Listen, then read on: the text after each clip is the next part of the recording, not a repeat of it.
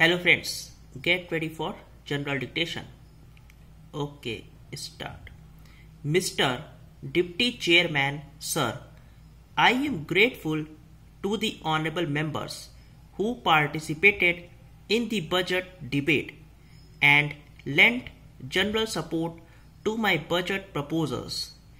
I am all the more grateful to the honorable members who took a critical attitude on the budget because I do realize we are faced with a complex and very difficult situation. There are no straight answers to many of the questions. There are no simple solutions. Therefore, I do realize that there would be alternative approaches to this situation. And therefore, when honorable members made points which were not in conformity with the budget, it is not as if they had no relevance at all or no validity at all. But I can assure the honorable members that it is not just without any discussion whatsoever or detailed study whatsoever that I have formulated the budget. I have had as much wide discussion as possible, very detailed examination of the various problems, and on that basis I have made judgment and formulated the budget. I do not claim infallibility with regard to my judgment.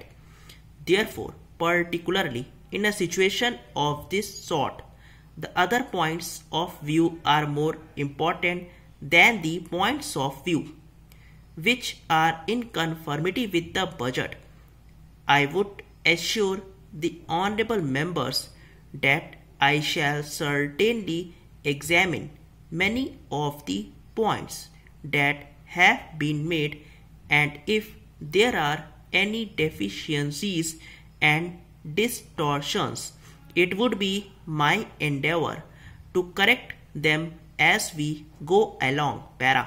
Having said that, I would like to say that there was consensus, particularly with regard to the priorities which we have got to observe in tackling this problem. Almost all honorable members emphasized this aspect of inflation because if the price increase should go on in the same manner as it has been going on during the last 2 years, it would be an end of all our planning process and it would create very many distortions in the economy as a whole, because it is in the inflationary situation that the income distribution also gets distorted. Therefore, the government attaches great importance to the tackling of the inflationary situation, and naturally the inflationary situation first of all should be tackled on the basis of a financial discipline. That financial discipline has to be observed in 3 sectors, if I may say so. One is public spending or public consumption, wherein the central government stop.